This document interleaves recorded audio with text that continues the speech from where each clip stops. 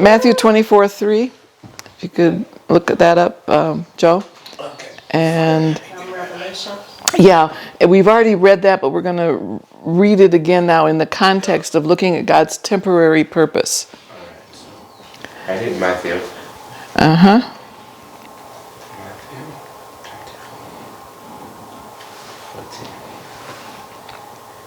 14. This is what it says. And this gospel of the kingdom shall be preached. Matthew 24:3.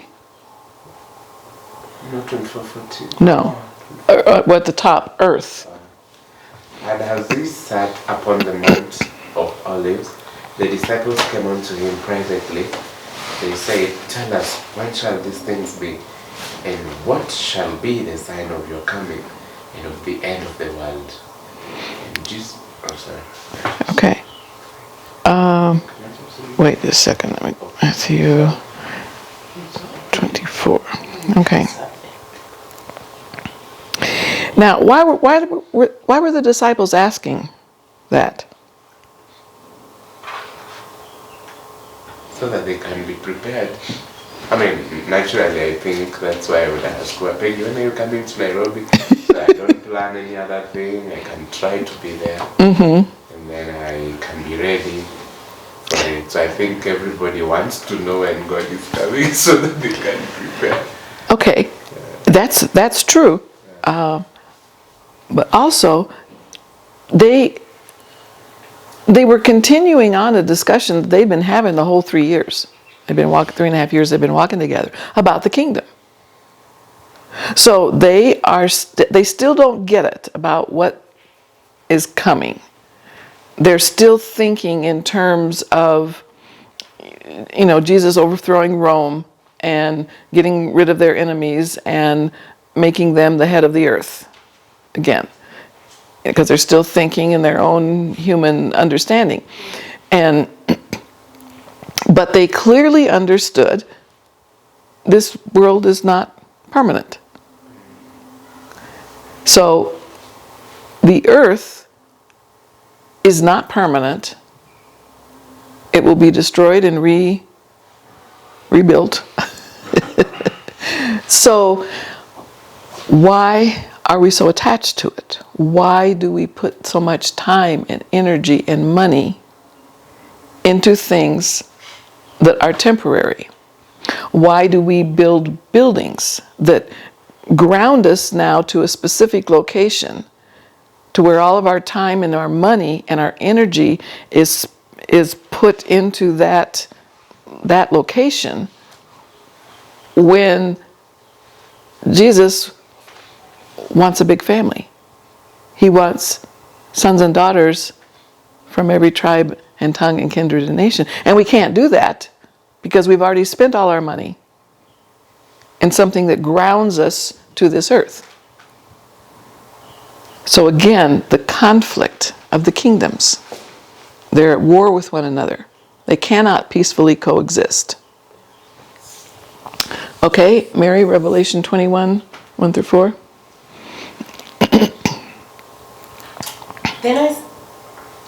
Then I saw a new heaven and a new earth, for the first heaven and the first earth had passed away, and there was no longer any sea.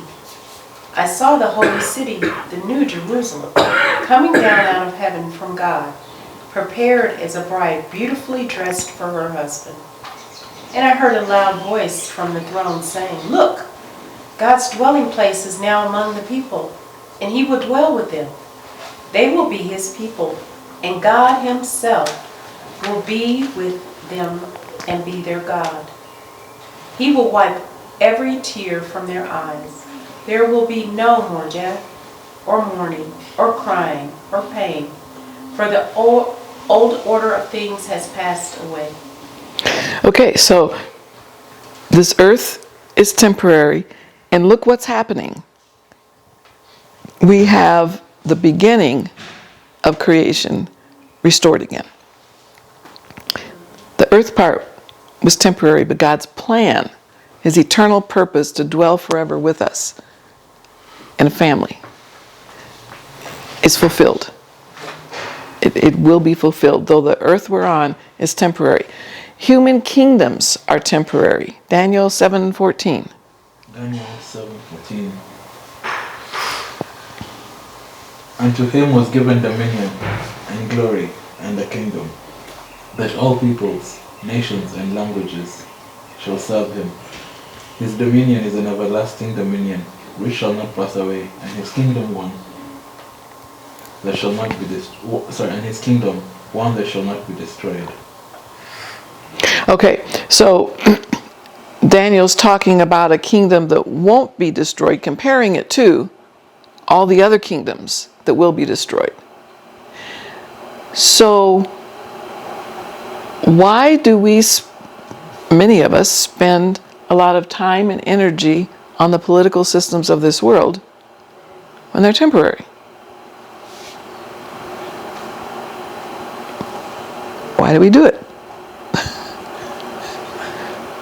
Not even the political systems.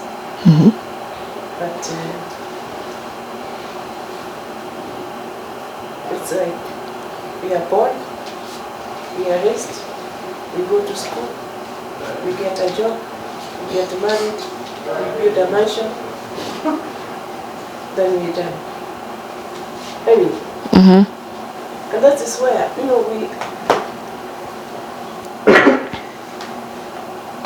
that's where all the energy is spent. Why even build a house like this? Why don't we just live in a tent or in a hut? A thatched hut? Because there's so much that has been put in this house. And you realize, okay, all our resources are spent. This is too temporary. And yet we can't see beyond that. Why? Because we really don't get the eternal purposes of God. Now, He does want us to have homes to raise our children in. It doesn't really matter what they look like, but a place where there's joy, and a place where there's laughter, a place where the family gathers, a place where good memories are built. Yeah, he wants all of that because we are the relationship eternally. We are eternally His children once we've come into this kingdom and into His family. But we see, you were drawing a parallel between the life of an average Christian and the life of a non-believer. There's no difference. They want the same things. And the only thing that a lot of the churches offer is, if you come and spend your money here for a product you can't see, we will help to train you so you can do better than the world at getting the things the world wants. So if the world wants to be rich, you come here and we're going to pray for you and we're going to make you really rich. This whole, our values, our attitudes, our desires are all messed up. Or maybe we just want to build our own kingdom. Yep. Because it feels good. And I don't have to obey another king that Challenge. gets on my nerves sometimes. In most of the time. You're comfortable. Yep. Is it therefore wrong? Like, I wish above all that you may prosper even as like God still wishes that we prosper. God still gets glorified in our prosperity if it is right. If it's used right. It's a matter of which comes first. If that's what we're seeking. The critiques of worldly inheritance make it look like it's an absolute argument that whoever has worldly possessions does not have the kingdom, which for me is an arguable position, because you can still pursue the kingdom and all these things get added unto you, or these things follow you as you seek the kingdom. And so it could be also the the delusion of the observer who doesn't have the exact position or condition of your heart to assume that just because Peggy stays in such a house or Mary stays in a beautiful home, then she's not focused on the kingdom. For me, it's an assumption. Yeah, because I know Mary could have a humble beginning, seeking the kingdom. God blesses her, but she still hasn't put her heart on those earthly possessions. But because the hand of God is upon her, these things also multiply. If she has chicken and God just decides, I'm gonna bless her chicken, they're gonna produce the best eggs. The home is gonna be a peaceful place. If we come to Kitale, she's like, oh, welcome, just use any room, this is your house. She's using it for God's glory and for serving the children and the family. But to an observer could assume that, oh, you see, they are seeking the kingdom, the worldly pleasures. They are not.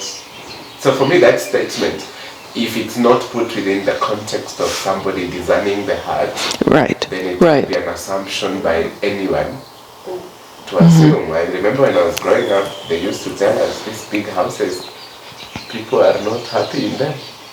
People have diseases, and you could hear those doom sermons, like repent, don't seek those things, and they would use the negative aspects. Like I've been literally in a situation in my life when I was younger where we were told education is not even important.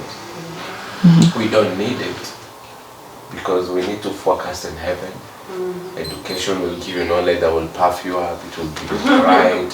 And here I am now, right? This is part of it. I didn't come with these chicks, but anyway. So I think it's also the assumption. So we should clarify this statement.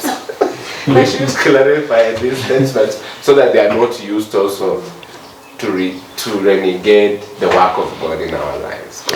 Yeah. Some of us, the far we've reached, it's been the hand of God. Right. Right. Yes, I would add to that it's about relationships.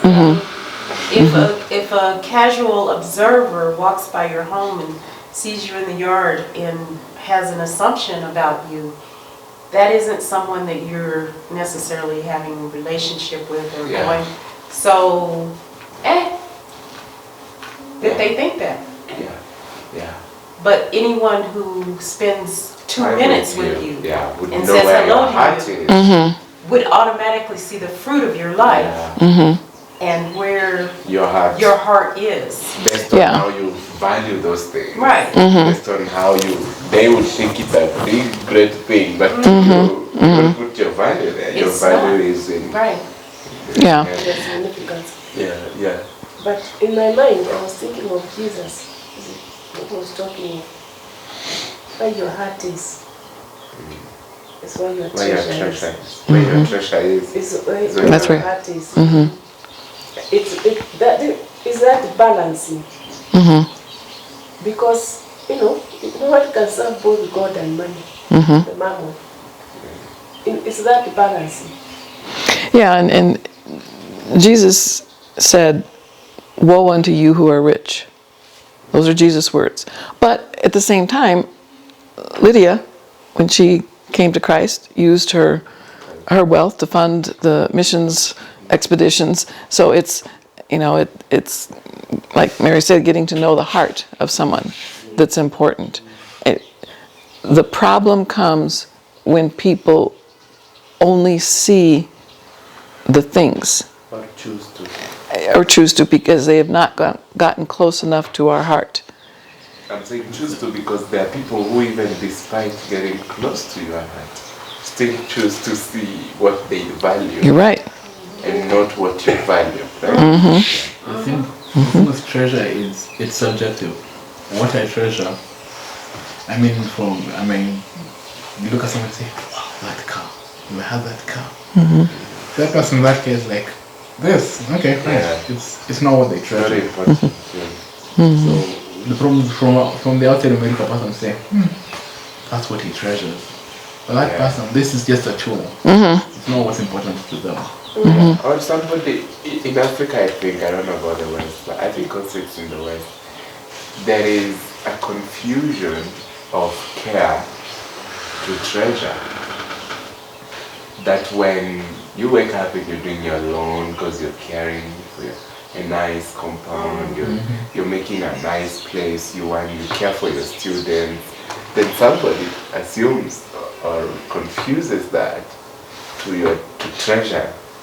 That you're idolizing Yeah, those yeah, that things. you're idolizing, because you need a clean cars. Just every time you go cleaning it, everybody, that's an idol. You love your wife, so maybe every time you're calling, you're like, oh baby, you're idolizing. So even in a relationship, you still might not control what somebody thinks about Yeah, that's what you are. That's why it's like, you Yeah, can't yeah, control. yeah. You can't control what someone Some else blessings thinks of or God you feels. can't stop. I mean, God has blessed you with us. God has blessed us with you. You can't stop. Somebody can say, oh, why is Peggy having all those cool, people around? I don't like that. But you didn't go begging our doors and bribing us. God can do that, right? Yeah. I just thought of, sorry. And I just thought of this place I was looking when I was clearing the boxes with the stuff, I found this brochure. And there was this group that was going around the country doing, and one of those places was a place I know, and I'm called Shunem. And the couple that owns this, it's a retreat center.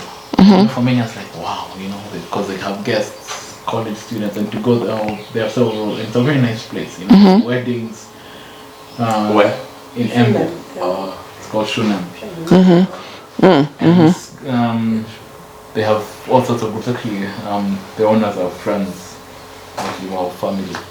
And you go there also, you can have a youth groups, and for somebody from there to think, wow, that's a nice place, owning all that. Imagine how much money they make. But when you do this, for them, that's serving God. It's a place they serve God with, and for them, they don't really make much money. I mean, you look at them, from the outside, like, wow, they must make a lot of money. But when you get to know them, you don't really know that they do, and you know that even if they do make a lot of money, that money goes to the ministry. Yeah. Okay, where did we leave off reading? Who read last? Daniel 7:14, that was me, I think. Okay, so Mary Kay, 24:14, Matthew, Alright, Matthew 24:14. and Joe, Revelation 21. Go ahead. And this gospel of the kingdom will be preached in the whole world as a testimony to all nations, and then the end will come. So what is temporary here? We're looking at God's temporary purpose.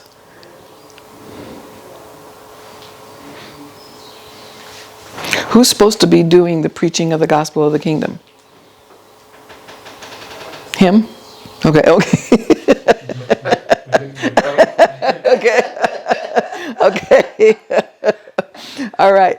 Us. So as the church, we are temporary. Because when we have fulfilled that function, then the end will come. So this is another big confusion. The kingdom is eternal, but the church is temporary.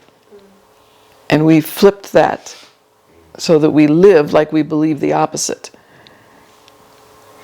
I mentioned that this was one of my favorite verses, and I was teaching it all those years and just totally did not get the gospel of the kingdom. When I finally understood that, I almost had a heart attack.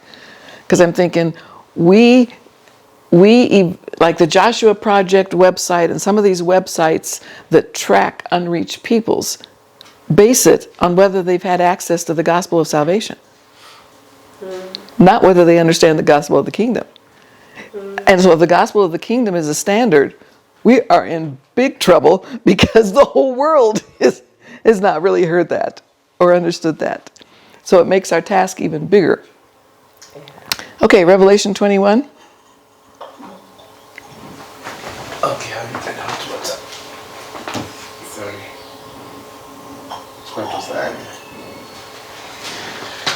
Revelation 21, 22. And I saw no temple therein, for the Lord God Almighty and the ground are the temple of it. And the city had no need of the sun, neither of the moon to shine in it, for the glory of God did lighten it, and the Lamb is the light thereof. And the nations of them which are saved shall walk in the light of it, and the kings of the earth do bring their glory and honor into it. And the gates of it shall not be shut at all by day, for there shall be no night there. Okay. So, yes. And they shall bring the glory and honor of the nations into it, and there shall be in no wise enter into it anything that defileth, neither whatsoever worketh abomination or maketh a lie, but they which are written in the Lamb's of life. Okay, so this is talking about a time when there's no church. We don't see the church featuring into this anymore. I hear it. I don't know where it is, but Okay, Behind right your out head. of the window. no, there's one in here. I just There are two. No, but I think there's a swarm outside. okay. The chimney. Okay, so the temporary purposes. Now,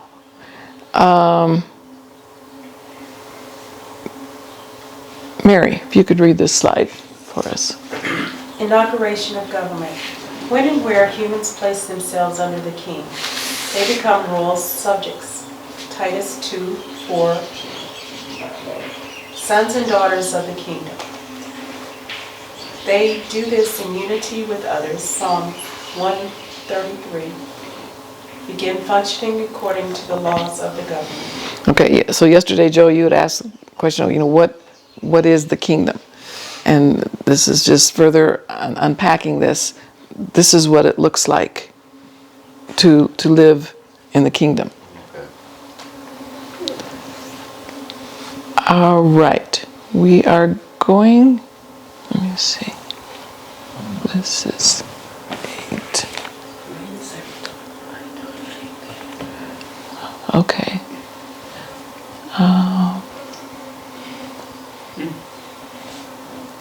Okay, let's see, we'll finish these two.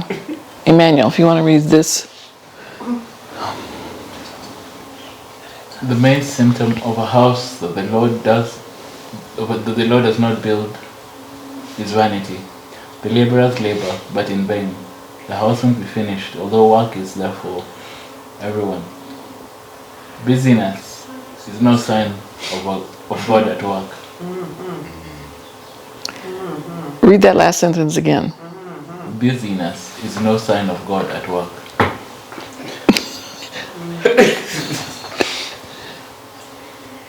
Okay. If busyness is no sign that God is at work, what is it a sign of? Yeah. So Just busy. That's what I like to drive. So what's the sign? Preoccupation. Yeah, human activities. Distraction. Running here and What there. is the sign of God at work? Fruitfulness. Fruitfulness. If all our busyness is not producing lasting fruit, then we are just building in vain. Fruitfulness. Oh, it's in vain. Yeah. Okay, Mary, this slide.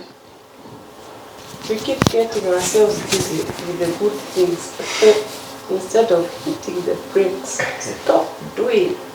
Start looking around us in utter helplessness.